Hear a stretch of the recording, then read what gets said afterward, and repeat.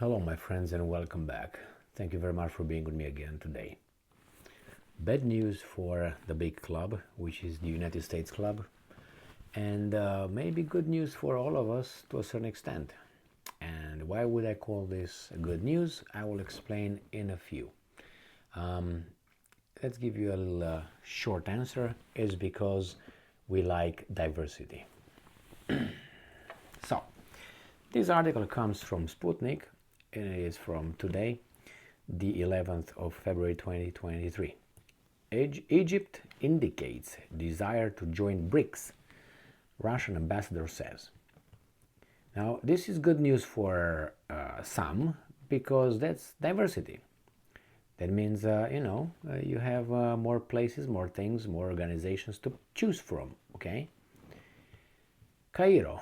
Egypt has joined the list of countries that aspire to become BRICS members. Russian ambassador in Egypt, Georgy Borisenko, told Sputnik.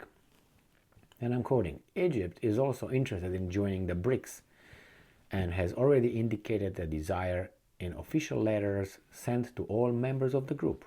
End quote, Borisenko said. The ambassador added that Moscow supported Cairo's request and would be satisfied with Egypt's becoming a full member of the BRICS. And I'm quoting, for this, the alliance needs to finally approve the rules and procedures for expansion. We hope that this will happen in the near future, Borisenko added. BRICS unites the world's largest developing economies, Brazil, Russia, India, China, and South Africa. A number of other countries intend to join the economic bloc, including Argentina, Iran, Indonesia, Turkey, Saudi Arabia, and Egypt. That's a little thing that is wrong with that is, hear this? Transition to national currencies in mutual trade. That's not good because we have this, Russia and Egypt consultations for de-dollarization underway, according to Al Mayadeen on 11th of February. Let's go back here. From the spring, quoting, of 2022, intensive consultations have been ongoing regarding the transition to national currencies in settlements in mutual trade, end quote, he stressed. The Russian diplomat added that such a transition, and I'm quoting, will help to avoid the arbitrariness on the part of Western countries that use their own currencies for geopolitical purpose, end quote. Moscow proceeds from the fact that it is necessary to move along the path of de-dollarization of foreign trade relations, Borisenko told Sputnik. Talks on use of Russia's Mir cards. Moscow is actively working with Cairo on the introduction of Russia's payment system Mir in Egypt, which is equally beneficial for both sides, the Russian diplomat revealed. We are actively working with the Egyptian authorities to introduce or use Russia's Mir payment cards in Egypt. The diplomat added that a great technical preparatory work on the issue has been carried out in 2022, but no final decision had been made yet. So, many countries including Turkey, Vietnam, Kazakhstan, Kyrgyzstan, Uzbekistan, and Tajikistan have stopped accepting Mir after the U.S. Treasury Department said that it would impose sanctions against financial institutions supporting the Mir payment systems in 2022. So, that is a little bit of monopoly, and you do what I tell you to do, otherwise I will do this to you. Threats and blackmail, that's the diplomatic way for one country. Usually the one that has power doesn't have to use brains because uses the muscles. So, Russia and Egypt consultation for de-dollarization underway. The Russian ambassador to Egypt, the same thing, announced that consultation remain underway for the transition to national currencies between Russia and Egypt. So, this is the same article here, extending bilateral cooperation.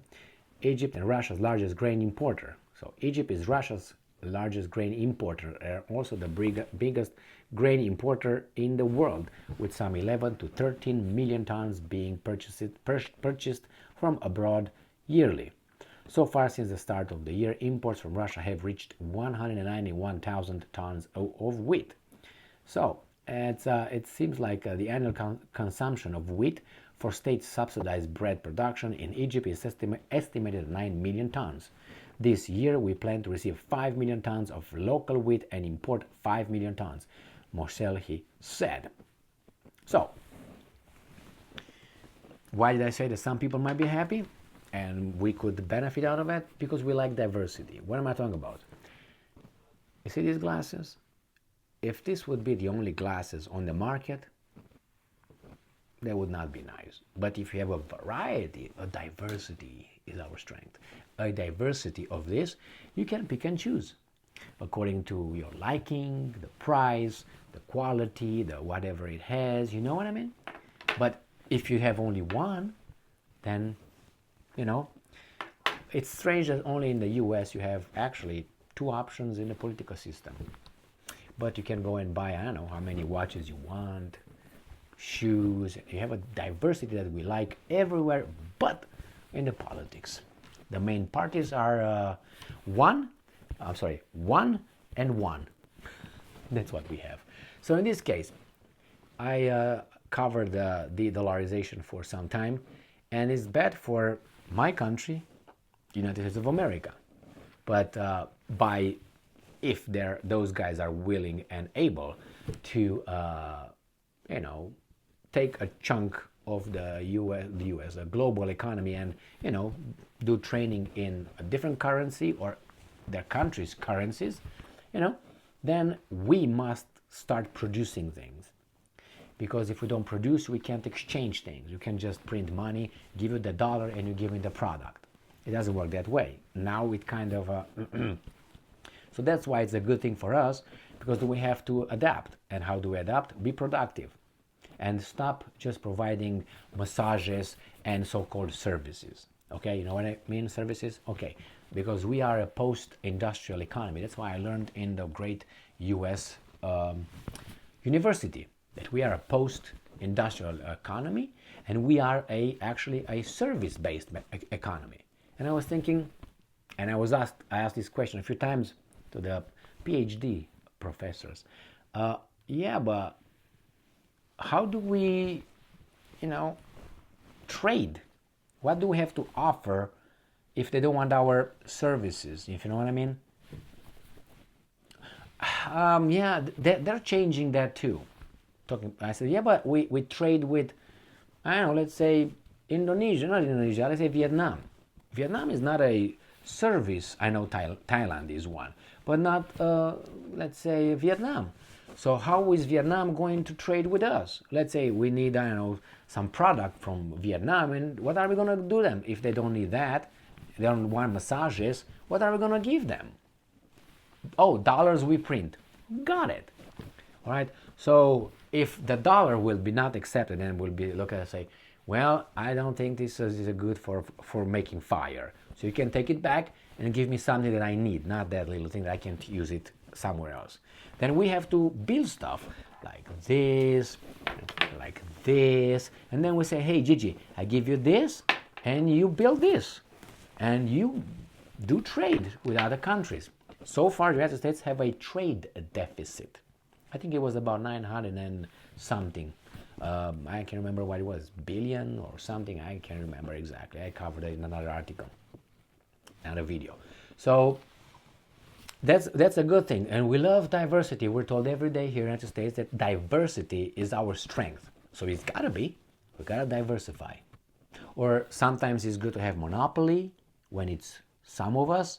And when we are supposed to see that monopoly is bad, we are supposed to say, well, just a second, maybe it's good monopoly here in this case.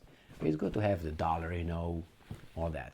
You see, that's why certain people can become disillusioned with how with this difference between what they say and what it is.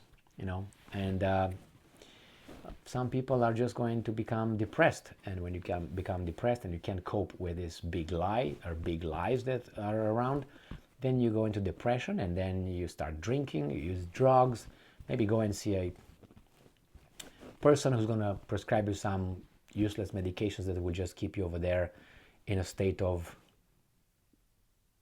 all right, and so on. So how about change the environment? The same with changing the condition. You want me to, I don't know, let's say I'm fat, but I don't want to be called fat. I want to be called however I want to be called.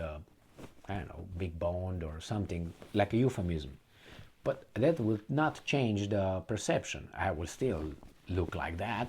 So if I don't like that, I should change the condition, not try to impose on others to change their sense of reality in looking at me.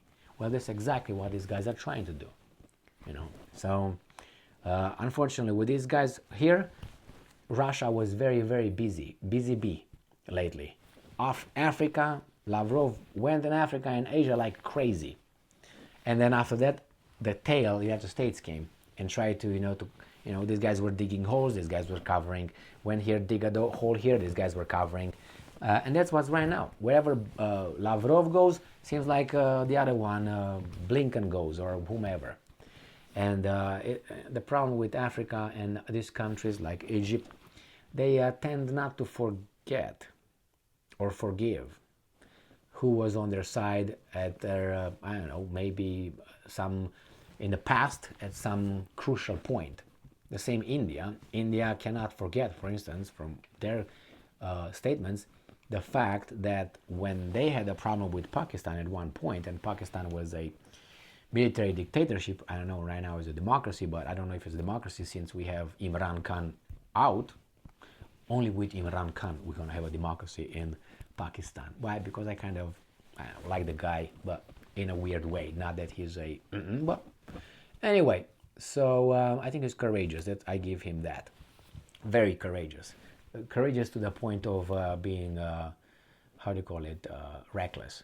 So when the West was arming Pakistan, which was not a democracy, the West was not arming India, which was a democracy. And guess who armed India? The Soviet Union.